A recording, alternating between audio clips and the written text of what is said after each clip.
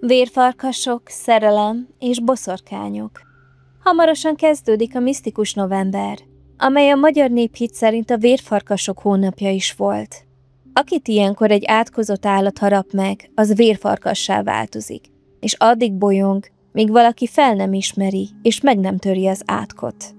A gyerekeknek sem volt szabad este kimenni, mert András farkasai elragadhatták őket.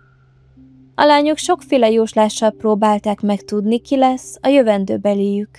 Például gyümölcsfaágat tettek vízbe Katalin napján. Ha karácsonyra kivirágzott, az azt jelentette, a lány a következő évben férjhez megy. A hosszú esték, a köd és a sötétség idején úgy hitték, a boszorkányok gyűlést tartanak a kereszteződésekben, temetőkben és domtetőkön.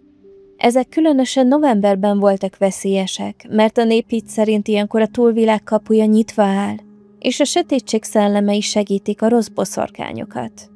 De ez még nem minden.